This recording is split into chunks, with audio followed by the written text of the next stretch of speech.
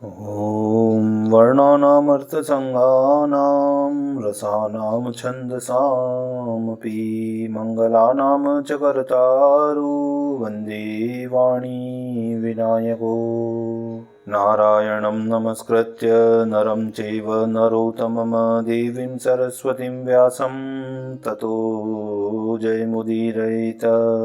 गुरुर्ब्रह्मा गुरुर्विष्णु गुरुर्देवो महेश्वर गुरुर्साक्षात् परब्रह्म तस्मै श्रीगुरुवे नमः। अखण्डमण्डलाकारं व्याप्तं येन चराचरं तत्पददर्शितं येन तस्मै श्रीगुरुवे नमः।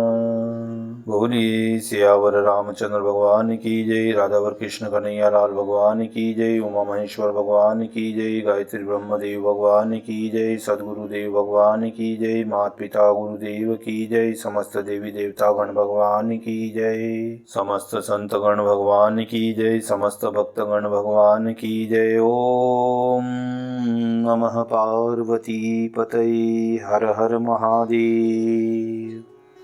तो मित्रों और आप सभी श्री नरसिंह पुराण के श्रेष्ठ रसिक जनों श्रोतागणों, अब तक हमने श्री नरसिंह पुराण की कथा का नियमित रूप से क्रमबद्ध रूप से श्रवण किया है, कीर्तन किया है, मनन किया है, भजन किया है। अब हम उसी क्रम में श्री नरसिंह पुराण की कथा को आगे की ओर अग्रसर करते हैं। आप सभी श्रेष्ठ श्रोतागण रसिक जन भगवान श्री उमा महेश्वर के, भगवान श्री राधा वल्लभ कृष्ण कन्हैया लाल के, भगवान श्री सीताराम जी के, भगवान श्री ब्रह्मदेव गायत्री मैया के श्री चरणों में दृढ़ भक्ति रखते हुए कथा का श्रवण करें, कीर्तन करें, मनन करें, भजन करें। बोलिए श्री नरसिंह भगवान की जय। तो अब हम 32वें अध्याय की ओर कथा को अग्रसर करते हैं, जहाँ पर श्री सूत जी और भरद्वाज जी के मध्य में बहुत ही सुंदर संवाद हो रहा है। तब भरद्वाज जी कहते हैं कि हे सूत जी, अब मैं सहस्त्रानिक का चरित्र और भगवान विष्णु के अवतारों की कथा सुनना चाहता हूँ। हे महामते, कृपा करके वह मुझसे आप कहिए। तब श्री सूत जी ने कहा कि हे ब्राह्मण, हे भरद्वाज, बहुत अच्छा, अब मैं बुद्धिमान सहस्त्रानिक के चरित्र का और भगवान के अवतारों का वर्णन करूंगा, उसे ध्यान पूर्वक सुनो। राजकुमार सहस्त्रानिक को जब उत्तम ब्राह्मणों ने उसके राज्य पर अभिषिक्त कर दिया, तब वे धर्म पूर्वक राज्य का पालन करने लगे। राज्य के पालन में लगे हुए बुद्धिमान राजकुमार की देवीश्वर देवश्रेष्ठ भगवान नरसिंह में भक्ति हो गई। पूर्व काल में एक बार उन विष्णु भक्त नरेश का दर्शन करने के लिए स्वयं भृगु जी आए थे। राजा ने अधर्य, पाद्य और आसन आदि के द्वारा उन भृगु जी का सम्मान करके उनसे यह कहा कि हे मुनिश्रेष्ठ, इस समय मैं आपके दर्शन से पवित्र हो गया हूँ। जिन्होंने पुण्य नहीं किया है, ऐसे मनुष्यों के लिए इस कलयुग में आपका दर्शन परम दुर्लभ है। मैं सनातन देव नरसिंह जी की स्थापना करके उनकी आराधना करना चाहता हूँ। आप कृपा करके मुझसे इसका विधान बताइए, तथा मैं देव श्री हरि के संपूर्ण अवतारों को भी सुनना चाहता हूँ। अतः आप उन सभी पुण्य अवतारों की कथा मुझसे कहिए। जिस प्रकार भरद्वाज जी ने सूत जी से कहा था, उसी प्रकार राजा सहस्त्रानिक ने भृगु ऋषि से कहा। तब भृगु जी बोले, हे राजकुमार, हे सहस्त्रानिक, सुनो, इस कलयुग में कोई भी भगवान नरसिंह के प्रति अत्यंत भक्ति भाव रखकर उनकी आराधना नहीं कर रहा है।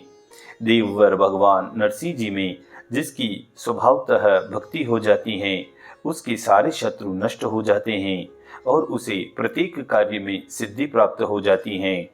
इस पांडु वंश में तुम ही श्रेष्ठ पुरुष और भगवान के अत्यंत भक्त हो।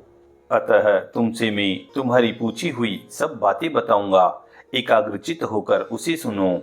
जो भक्ति पूर्वक श्री नरसिंह भगवान का सुंदर मंदिर निर्माण कराता है, वह सब पापों से मुक्त होकर भगवान विष्णु के लोक में स्थान पाता है। जो भगवान नरसिंह की सुंदर लक्षणों से युक्त प्रतिमा बनवाता है, वह सब पापों से छुटकारा पाकर श्री विष्णु लोक को जाता है।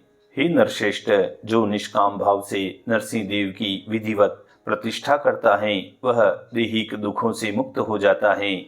जो भगवान नरसिंह की स्थापना करके सदा उनकी पूजा करता है, उसके सब मनोरथ पूर्ण हो जाते हैं तथा वह परम पद को प्राप्त करता है। ब्रह्मादिक सभी देवता पूर्व काल में भगवान विष्णु की आराधना करके उनके प्रसाद से अपने अपने लोक को प्राप्त हुए थे। हे राजन, मानधाता आदि जो प्रधान नरेश हो गए हैं, वे सभी भगवान विष्णु की आराधना करके यहाँ से स्वर्ग लोक को चले गए हैं। जो सूर्यश्रेष्ठ नरसिंह जी का प्रतिदिन पूजन करता है वह स्वर्ग और मोक्ष का भागी होता है। इसमें अन्यथा विचार करने की आवश्यकता नहीं है। इसीलिए तुम भी प्रतिज्ञा पूर्वक एक चित्त होकर जीवन पर्यंत भगवान नरसिंह की पूजा करते हुए अपना मनोरथ प्राप्त करोगे। हे नृप, जो भगवान जनार्दन की प्रतिमा बनवाकर विधिवत उसकी स्थापना करता है, उसका विष्णु लोक में कभी निष्क्रमण नहीं होता। यदि मनुष्य उन अनंत विक्रमशाली भगवान नरसिंह जी की, जिनके चरण कमलों की देवता तथा असुर दोनों ही पूजा किया करते हैं, विधिवत स्थापना करके भक्ति पूर्वक पूजा करे तो वह साक्षात परमेश्वर भगवान विष्णु को प्राप्त हो जाता है। इस प्रकार भृगु जी ने सहस्त्रानिक को प्रभु भक्ति का निरूपण किया, मार्ग बताया। उसी प्रकार श्री सूत जी ने भरद्वाज जी को यह मधुर संवाद कहा। इसी मधुर संवाद के साथ श्री नरसिंह पुराण के 32वें अध्याय की यहाँ पूर्णता व समाप्ति होती है। इति श्री नरसिंह पुराणे सहस्त्रानिक चरित्रे 32 अध्याय पूर्णः। बोलिए श्री नरसिंह भगवान की जय।